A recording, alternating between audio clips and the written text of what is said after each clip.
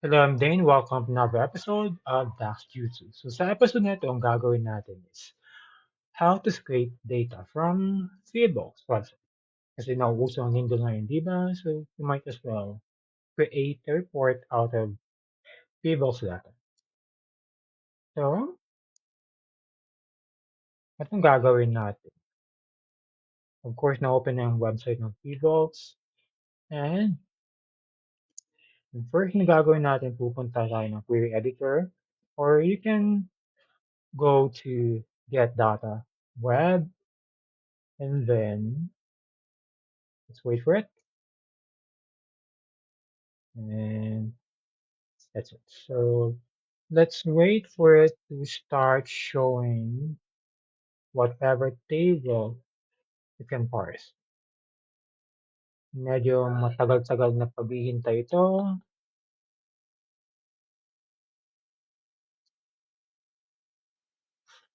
Okay, so eto na. Unfortunately, we cannot use the GUI because sabi the current preview value is too complex to display. So I don't know why. So ang gagawin natin, pupunta tayo ng query editor and instead of using the GUI, we will be using the formula bar or yes, formula bar is web.contents and then i-paste natin yung web URL. And let's wait. Okay, so I don't feel like what Power Query does sometimes. It unnecessarily applies access steps. So, ando ko muna. Ang gagawin ko is tatanggalin ko yung mga extra transformation na ginawa na. Kasi wala naman siya nakuhang table. Yan, tanggalin ko yan at tanggalin ko yan. And done. And then, mm, uh, para mas mabilis, I created an offline or I saved an offline copy of this web page. So instead of the actual web page, ito na lang gagamitin ko para mas mabilis. So I'll go back to Power Query and replace that. And again, automatic pa din yung kanyang ginawa. Tatanggalin ko diyan. Papalitan ko ng web.content.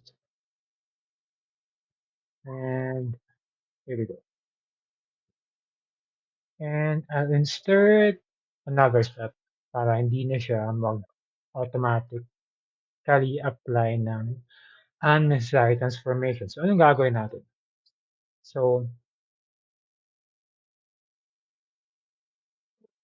this is sort of a template kung paano ako mag-create ng website kung duma kung nangyari mga ganitong scenarios. So, anong gagawin ko is, iisa-isahin natin yun mamaya. But for now, let's go back to this. And we will check kung anong style tag nito. So, highlight that and inspect. Style tag 91. So, auto style 91. Auto style 91. Papahin ko ng lahat. Tapos, ilalagay ko sa query editor. And then, let's delete the other ones.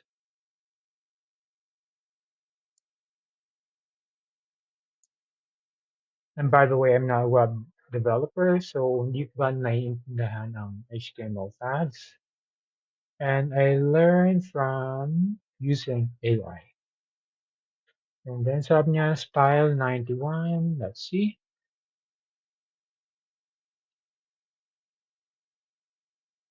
Anong ilalabas niya?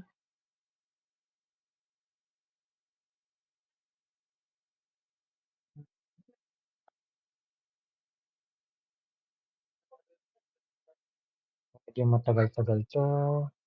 O, ayan. So, style 91. Then, palitan lang natin ng column name. Gagawin natin date time. And then we go back to our web page and inspect kung anong style niya. So, um, bakit ganon? Di siya nagpalit. Medyo nagahang. Let's wait.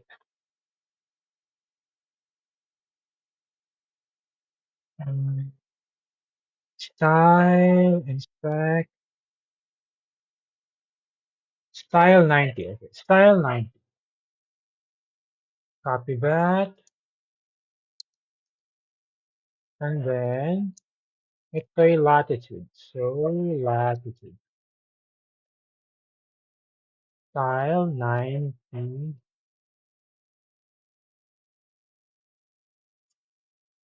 And the next one, ay longitude. Ang sabi niya, inspect. Oh, still style 90 pa din. Tingnan mo. Style 90. Etong isa is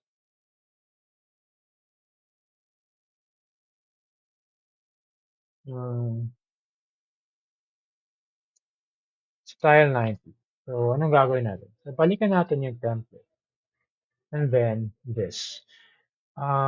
Pina-explain ko sa ChatGPT. Ang sabi niya dito is, itong si style 90 is the first one that has, the first column that has style 90. And then the next one, for ma-access natin, maglalagay tayo ng plus, and then asterisk.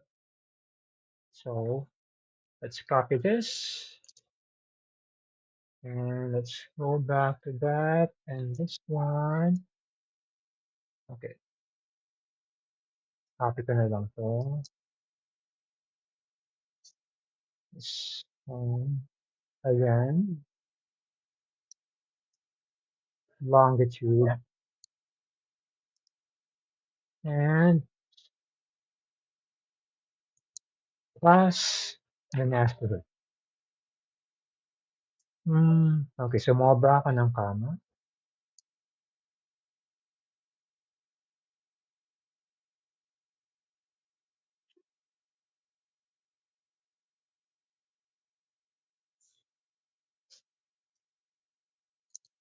And while waiting, let's go to our depth. Tingnan natin kung anong style niya. Inspect. Still style 90 and the magnitude. Still under style 90. Ayan. So, hindi siya naiba ng style.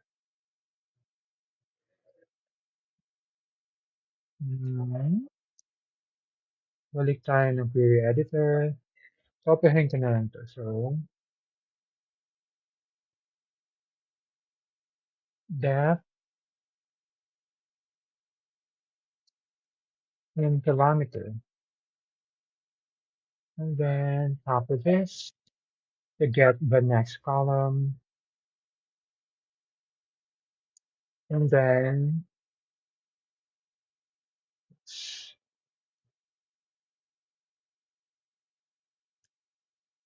magnitude, still 90.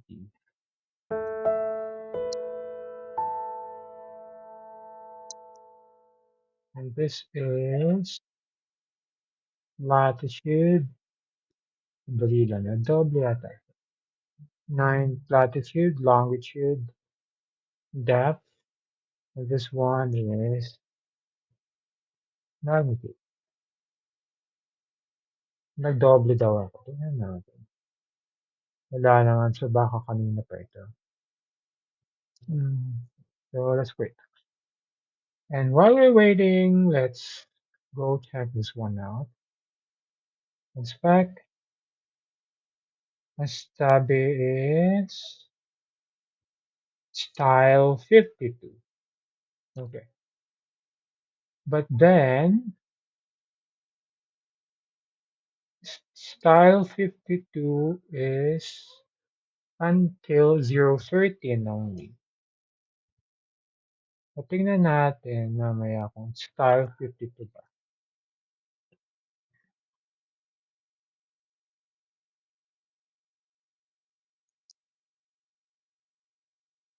Location, style 52. Yan. And then, maghintay na lang tayo.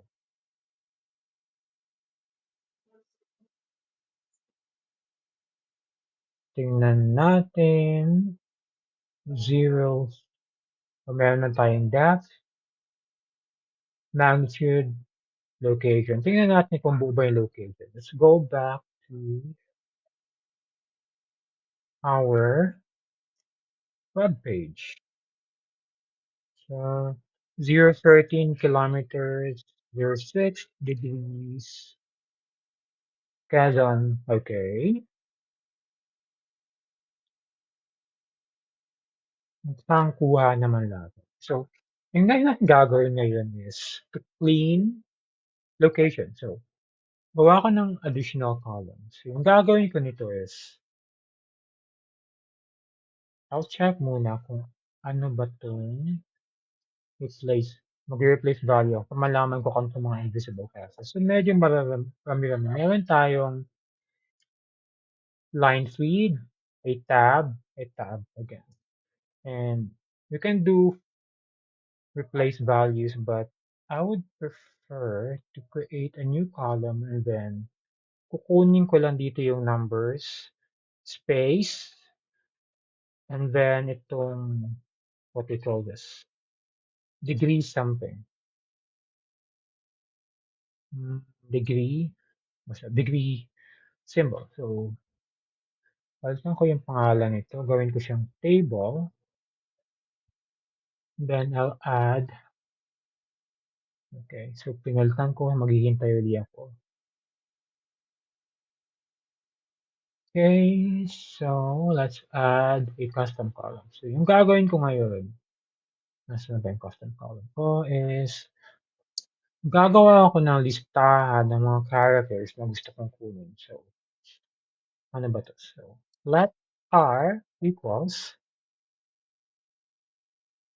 so yung characters na gusto kong kunin are 0 to 9 as text. That's why meron siyang double quote. Ano ba ba?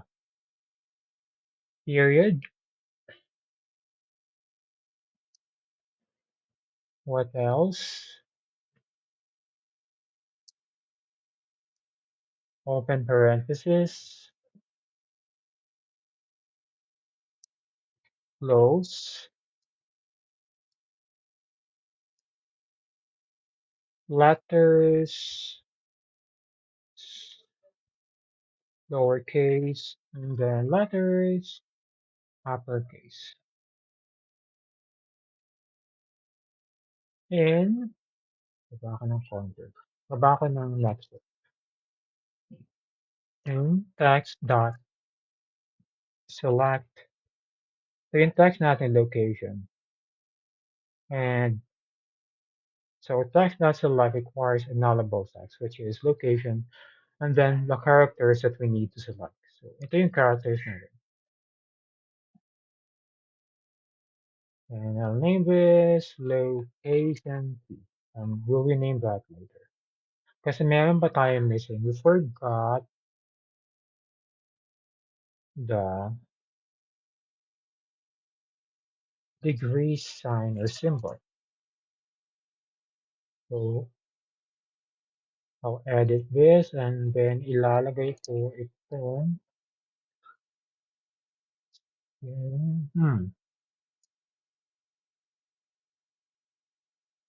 I copy that pero hindi na-copy itong degree sign. So ulitin. Ayan. And then sa Pilipinas meron tayong Las Piñas, Parañaque. So, kailangan natin idagdag itong mga N, capital and small letters. So Alt 164 for small letter N, and for uppercase N, then Alt 165. Okay. And then, nag-error. So, bakit nag-error? Let's see. Okay, so bakit nag-error? Eto siya. Okay. So, mali yung ginawa kong list. It has to be a single character string. So, balikan ko tong custom. So, eto mali. Kasi, dapat yun yan. Dami kong papalitan.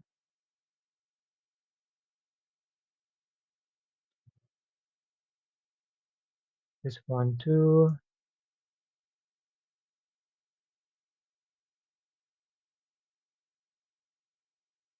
And then 0 to 9. And kailangan kong idagdag ang space. And maghihintay ulit tayo. And here we go. Let's delete our old location column. Let's change this to type text. We'll wait again. Okay. Delete this column. Nope.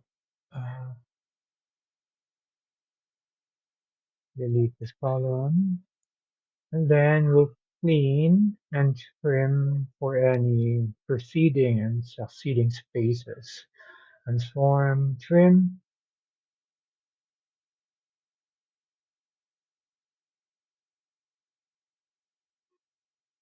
and after trimming, we clean, transform, clean. Now, before we change the data type, tanggalin muna natin itong comma, I mean itong hyphen or dash. Hyphen, so this is a space, a hyphen, and a space again. Yung replace natin ito ng space lang. So, replace values with just a space. And once we're done with this, we can change the data type.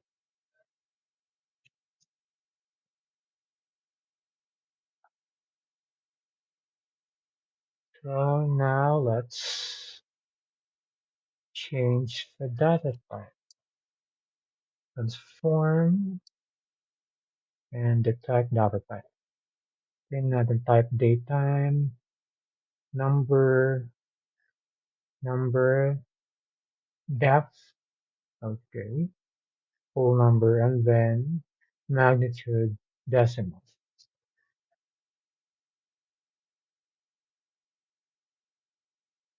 So here we go.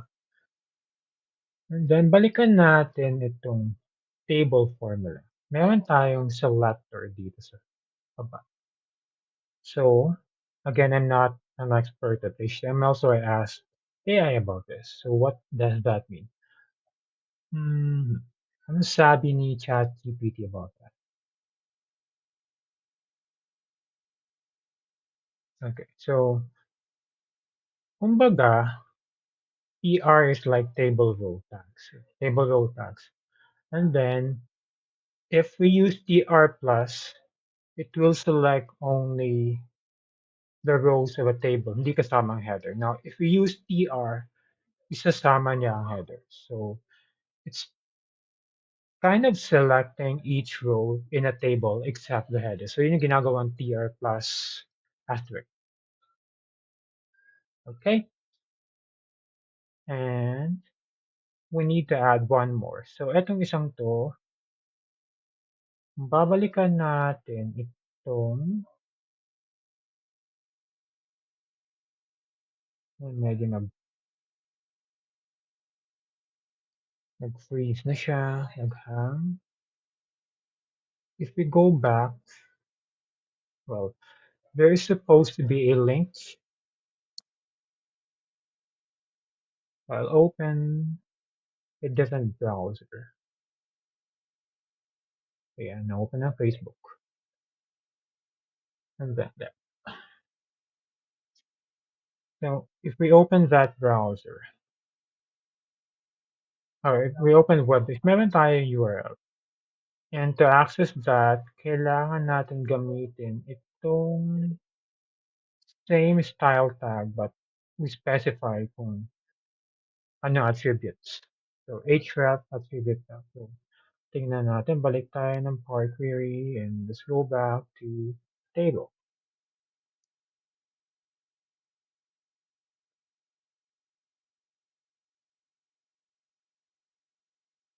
And link auto style 9 and let's see kung makuha niya ba yung URL.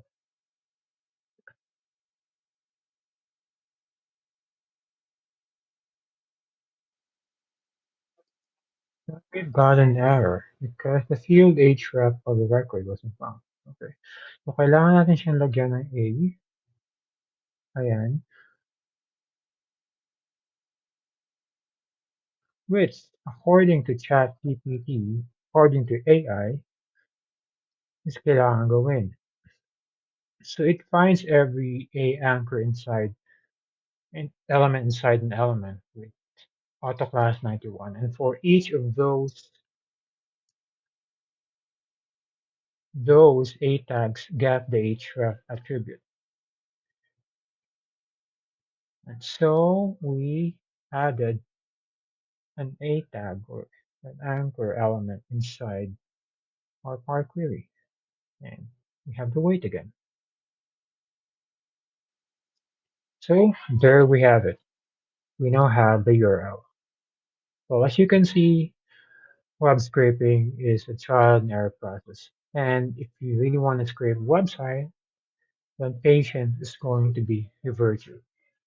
Well, that's it from me. I hope you've learned something. Thanks for staying with me and have a good one. Bye bye.